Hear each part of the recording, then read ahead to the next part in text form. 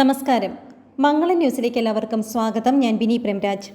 Civilian കുരുതി പരമാവധി ഒഴിവാക്കി ഗസയിൽ അനിശ്ചിത കാലത്തേക്ക് കൂടി യുദ്ധം തുടരുന്നതിന് എതിർപ്പില്ല എന്ന് ഇസ്രായേലിനോട് അമേരിക്ക. എന്നാൽ ആവശ്യമുള്ള സമയത്തിനപ്പുറം യുദ്ധം ദീർഘിപ്പിക്കരുതെന്നും മുന്നറിയിപ്പുണ്ട്.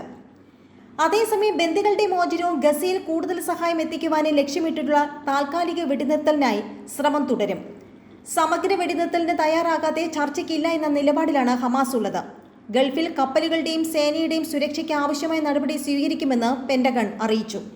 US ദേശീയ സുരക്ഷാ ഉപദേഷ്ടാവ് ജേക്ക് സള്ളിവന്റെ സാന്നിധ്യത്തിൽ ചേർന്ന ഇസ്രായേൽ യുദ്ധകാര്യ മന്ത്രിസഭാ യോഗം ലോകരാജ്യങ്ങളുടെ വെടിനിർത്തൽ നിർദ്ദേശം തള്ളി. ഇസ്രായേലിന്റെ സുരക്ഷ ഉറപ്പാക്കാൻ ഹമാസിനെ തുരത്തേണ്ടതിന്റെ ആവശ്യകത നെതന്യാഹുവും പ്രതിരോധ മന്ത്രി ഗാന്റസും ജേക്ക് സള്ളിവനെ ധരിപ്പിച്ചു. സിവിലിയൻ കുരുതി പരമാവധി ഒഴിവാക്കി വേണം യുദ്ധമെന്ന ബൈഡന്റെ സന്ദേശം ഇസ്രായേലിന് കൈമാറിയെന്ന് വൈറ്റ് ഹൌസ് അറിയിച്ചു.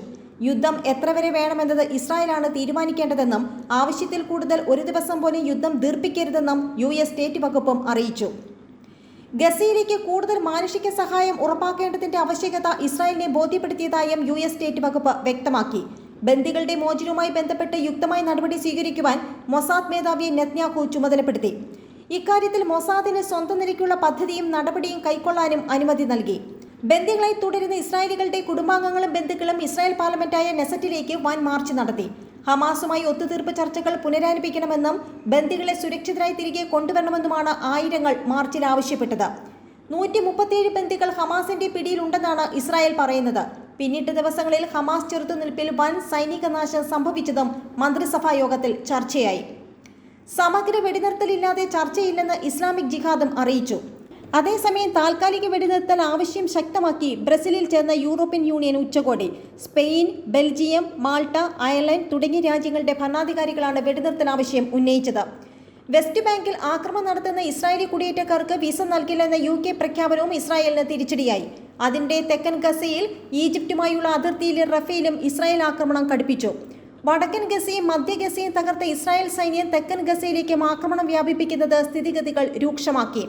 ഇന്നലെ മാത്രം ഇസ്രായേൽ ആക്രമണത്തിൽ 179 പേർ കൊല്ലപ്പെട്ടു, 303 പേർക്ക് പരിക്കേറ്റു. ഇതോടെ ഗസയിലെ മരണസംഖ്യ 18,787 ഉയർന്നു. 1,00,000-ലേറെ പേർ ഗുരുതരമായ പരിക്കുകളോടെ ചികിത്സയിലാണ്. കരയുദ്ധത്തിൽ ഹമാസ് പോരാളികളുടെ തിരിച്ചടി ഇസ്രായേലിന് ഇന്നലെയും വലിയ ആഘാതമായി. 1 ഡസനിലേറെ സൈനികരെ കൊലപ്പെടുത്തിയെന്നും നിരവധി സൈനിക വാഹനങ്ങൾ തകർത്തതായും അൽ-ഖസാം ബ്രിഗേഡ് അറിയിച്ചു. ഇന്നലെ മാത്രം ഇസ്രായേലിലെ സൊറാക്ക ആശുപത്രിയിലേക്ക് പരിക്കേറ്റ 35 സൈനികരെയാണ് കൊണ്ടുവന്നത്. ഇവരിൽ 8 പേരുടെ നില അതീവ ഗുരുതരമാണെന്നും സൈന്യം പറയുന്നു. ഇസ്രായേലിലേക്കുള്ള യാത്ര ഉപേക്ഷിക്കാൻ നിർദ്ദേശിച്ചിട്ടും അത് അംഗീകരിക്കാൻ വിസമ്മതിച്ചതാണ് ചരക്ക് കപ്പൽ സൈനികമായി പിടിച്ചെടുക്കാൻ പ്രേരിപ്പിച്ചതെന്ന് ഹുത്തികൾ. ഗൾഫിൽ കപ്പലുകളുടെയും സേനകളുടെയും സുരക്ഷ ഉറപ്പാക്കാൻ ആവശ്യമായ എല്ലാ നടപടിയും സ്വീകരിച്ചു വരുന്നതായി പെന്റഗണും അറിയിച്ചു. അതേസമയം ഒക്ടോബർ 7-ന് ശേഷം ഹമാസ് ആക്രമണത്തിൽ സൈന്യത്തിനുണ്ടായ നഷ്ടങ്ങൾ പുറത്തു വന്നതിനും അപ്പുറത്താണെന്ന് ഇസ്രായേൽ പത്രം. പ്രമുഖ മാധ്യമമായ ഹാരറ്റ്സ് ആണ് സൈന്യത്തിന്റെ കണക്കുകൾ തള്ളിക്കൊണ്ടുള്ള വിവരങ്ങൾ പുറത്തുവിട്ടത്. ആശുപത്രി രേഖകളുടെ അടിസ്ഥാനത്തിലാണ് ഹാരറ്റ്സ് റിപ്പോർട്ട്.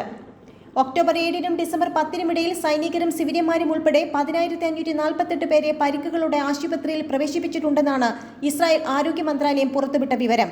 ഇതിൽ 471 പേർ ഗുരുതരാവസ്ഥയിലും 868 പേർ ഭേദപ്പെട്ട നിലയിലുമാണെന്നുള്ളത് പത്രം ചൂണ്ടിക്കാട്ടുന്നു. ഹമാസിന്റെ മിന്നലാക്രമണത്തിന് ശേഷം ഇതാദ്യമായാണ് കഴിഞ്ഞ ദിവസം പരിക്കേറ്റ സൈനികരുടെ എണ്ണം ഇസ്രായേൽ പുറത്തുവിട്ടത്. 1593 സൈനികർക്ക് പരിക്കേറ്റെന്നാണ് കഴിഞ്ഞ ദിവസം വെളിപ്പെടുത്തിയിട്ടുള്ളത്.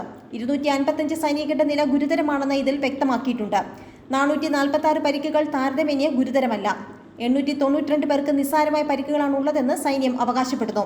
എന്നാൽ സൈനികരെ പ്രവേശിപ്പിച്ച ആശുപത്രികളിൽ പരിശോധിക്കുമ്പോഴാണ് വലിയ അന്തരം വെളിപ്പെടുന്നതെന്ന് ഹാരറ്റ്സ് റിപ്പോർട്ടിൽ വെളിപ്പെടുത്തുന്നു. സൈന്യത്തിന്റെ കണക്കും ആശുപത്രിയിലെ വിവരവും തമ്മിൽ വമ്പൻ വ്യത്യാസമുണ്ടെന്നാണ് പത്രം ചൂണ്ടിക്കാട്ടുന്നത്. സൈന്യത്തിന്റെ കണക്കിലും ഇരട്ടി വരും ആശുപത്രികളിലുള്ള സൈനികരെന്ന് റിപ്പോർട്ടിൽ അവകാശപ്പെടുന്നു. അഷ്കലോണിലെ ബെർസിലായ് മെഡിക്കൽ സെന്ററിൽ മാത്രം 1949 സൈനികർ കഴിയുന്നുണ്ട്. യുദ്ധത്തിനിടയിൽ 3117 പേർ ഇവിടെ ചികിത്സ തേടിയിട്ടുണ്ട്. സൈന്യത്തിന്റെ കണക്കിൽ ആകെ 1500 പേർക്ക് പരിക്കേറ്റെന്ന് പറയുമ്പോഴാണ് ഒറ്റ ആശുപത്രിയിൽ തന്നെ 2000-ഓളം സൈനികരെ പ്രവേശിപ്പിച്ചിരിക്കുന്നു എന്ന് പത്രം ചൂണ്ടിക്കാട്ടുന്നത്.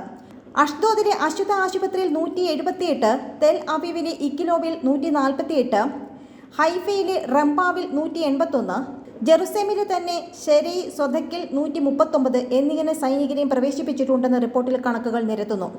അതിനു പുറമെ സൊറാക്ക മെഡിക്കൽ സെന്ററിൽ 1000-ഓളം പേരെയും തെൽഹ ഷോമറിലെ ഷെബ മെഡിക്കൽ സെന്ററിൽ 650 പേരെയും പ്രവേശിപ്പിച്ചതിന്റെ കണക്കുകളും ഹാരറ്റ്സ് പുറത്തുവിടുന്നുണ്ട്.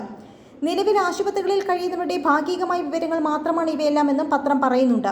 നേരത്തെ ആശുപത്രി വിട്ടവരും അന്വേഷണ പരിധിയിൽ വരാത്ത സ്ഥലങ്ങളിൽ പരിക്കേറ്റ് ചികിത്സയിൽ കഴിയുന്നവരും ഇതിനു പുറമെ വരുമെന്നും ഹാരിസ് റിപ്പോർട്ടിൽ കൂട്ടിച്ചേർക്കുന്നു. അതേസമയം ഇസ്രായേലിലെ പൊതുജനാരോഗ്യ വിഭാഗത്തിൽ കൂടുതൽ മനഃശാസ്ത്രജ്ഞരെ നിയമിക്കുവാൻ തീരുമാനമായി. ധനകാര്യ മന്ത്രാലയവും ആരോഗ്യ വകുപ്പും ഹിസ്റ്റാഡ്രട്ട് ലേബർ യൂണിയനും ചേർന്ന് ഇത് സംബന്ധിച്ച് കരാറിലെത്തി. ഇസ്രായേൽ ഹമാസ് യുദ്ധത്തെ തുടർന്ന് ജനങ്ങളിൽ മാനസിക സമ്മർദ്ദം വർദ്ധിച്ചതിനെ തുടർന്നാണ് തീരുമാനം. പൊതുമേഖലയിൽ ഇപ്പോൾ പ്രവർത്തിക്കുന്നവർ അങ്ങനെ തന്നെ തുടരാനും സ്വകാര്യ മേഖലയിൽ പ്രവർത്തിക്കുന്നവരെ പൊതുമേഖലയിലേക്ക് കൊണ്ടുവരാനും പ്രേരിപ്പിക്കുന്നതാണ് പുതിയ കരാർ.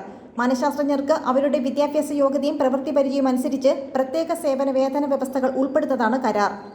ഉദാഹരണമായി നിലവിൽ പൊതുമേഖലയിൽ 50% സേവനം ചെയ്യുന്ന മനഃശാസ്ത്രജ്ഞൻ അത് 75% വർദ്ധിപ്പിച്ചാൽ 42,000 ഇസ്രായേലി ഷെക്കേൽ അധികം ലഭിക്കും.